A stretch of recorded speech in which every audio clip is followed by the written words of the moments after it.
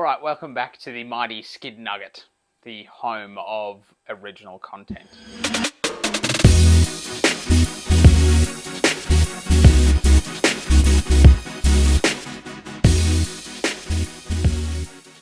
Alright, welcome back to another episode of John Velvet Shed. Today, over the last few days, I've sorted out the manifold, extractors and dump pipe, put it all together to have a look at just to make sure everything married up, and it looked really, really good with all the painting. However, I did think that I needed to heat wrap it, so I set about doing that, and if you want a tutorial on how to do that, I'll make a separate video that I'll just link there, or there, wherever it is. So I got stuck into that, popped that into the car, so that's now in permanently, which is awesome. I then had a couple little things to work out for the front suspension. So in one of the earlier videos, I made a shim out of full-on aluminium stock and turned it down. It took me ages to do it. So turns out I also got my measurements a little bit wrong, so it didn't fit. So I got some round aluminium tube and turned it down to 1.5 mil, which was the width that I needed, and then just took a cut out of the side essentially. What else did I do? Oh, best thing of all, literally the best mod I've ever done was a DIY short shifter. So that honestly feels the best out of anything that I've done. It's so exciting. And it was really, really easy too.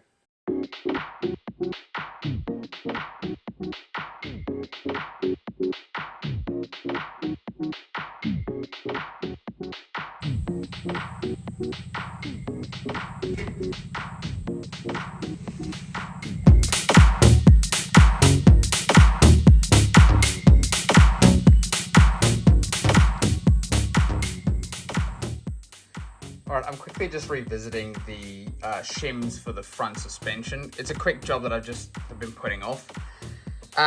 Rather than a full round bar stock, I've just got some aluminium tube that's, the diameter is too wide, but if I get everything down to that 1.5 mil or whatever the size was, I'll have to check again.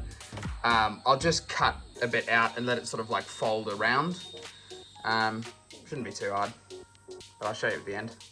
I just want to show you this. So obviously this piece was in the jaw on the left side here, and further away from the jaw there's obviously less support, so that's chatter from the tooling skipping along, which I don't care about because you're not going to see. But the problem is, at one point, literally after I filmed the previous little bit, I obviously took too deep of a cut and it just yeeted this thing straight off the lathe and into my my light, which is now broken because the mechanism is supposed to turn that light off when you close it. But more so than that, the light was right in front of me, so it kind of stopped this from being yeeted into me, which is pretty good. But just be careful, don't do silly billy banana things like me. But anyways, that's the right width. Now I'll just cut it down the side really.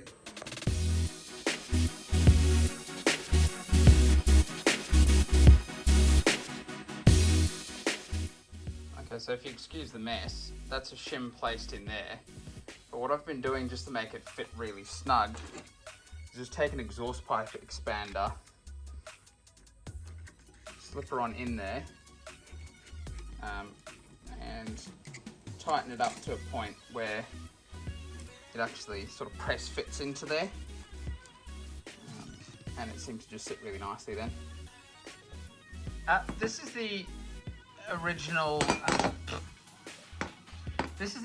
compressor housing from the TD04L.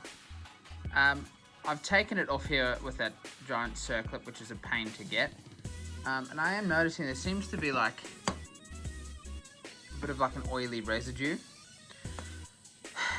It's not the best sign in the world, but these turbos do actually use a journal bearing, So it's like a little brass sleeve that sits around the actual shaft of the compressor wheel and the turbine wheel, if you will. So I'm hoping that's just a little bit of sort of push through, but if it's not, I've got another kit that I can rebuild it with. But the reason why I took this apart is I wanted to show you that it's got this locating pin right here, which you can sometimes pull out, but I couldn't. So on the other compressor housing, which I cleaned up and put just a clear ceramic coat on, I've taken that off, which has allowed me to clock it so that I can get my intercooler piping in a nice direction. This is the cleaned up compressor housing, which I've just coated. It still looks kind of normal, but I'm hoping it just sort of stays this sort of shiny look. I just thought that would look cool in amongst everything else. But you can see the background there. That's the TD04L taken apart. So right in the middle, you're looking here at the cartridge.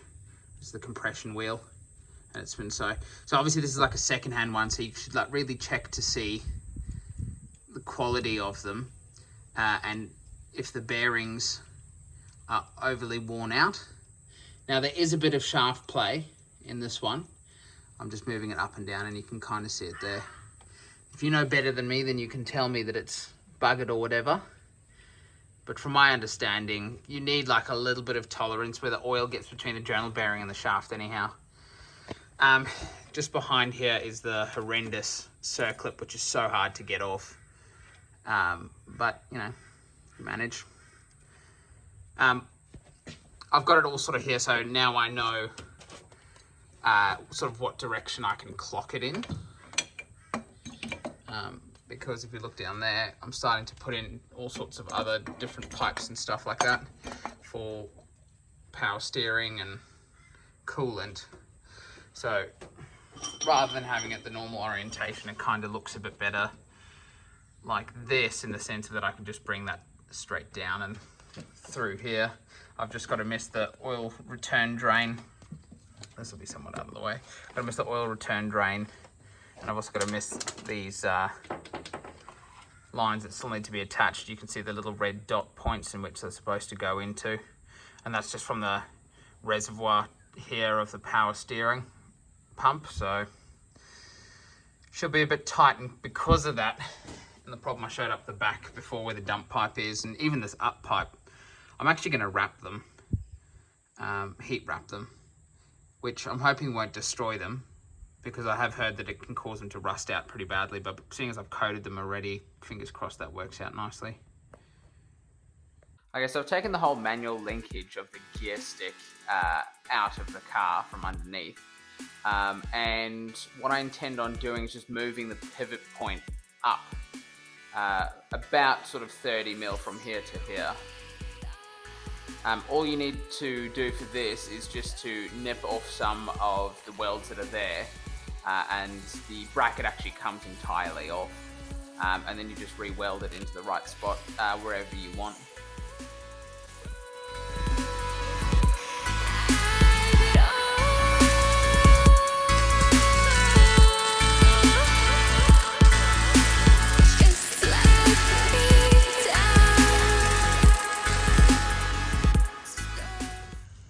Alright, so I've raised that up probably about 30 mil. I'm not sure what it's going to feel like, but we'll find out when I put it back in the car. And what I've also done is I've just extended this little bracket that looks like a 25 mil square tube that I just used. And I've just extended it so that it sits a little lower, so there's a bit more space. It was actually a really easy job, just real quick weld. And now I'll just put the whole linkage back together and see what it feels like. All right, this is so exciting. I wish I showed what it looked like before, but that is just so much tighter. I've just put on a longer gear knob, just, I don't know, because I think it's cool. It would feel even shorter if I had the OEM gear knob on there, which is incredible. It's just so tight. Before it was like so vague. There is a little bit of vagueness, movement like that, but it's actually quite comfortable, and whatever that is inside the transmission, and I have no idea about transmissions whatsoever, so I'm just so excited. I kind of wish I did this later because this just makes me want to drive it so bad. Alright, that's me done for the day. I've done plenty of stuff that I'm super happy with this episode. Next episode, it's going to be the fuel lines and sorting out the fuel pump.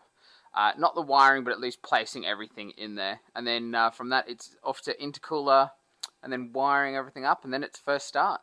So we're getting quite close now. Yes.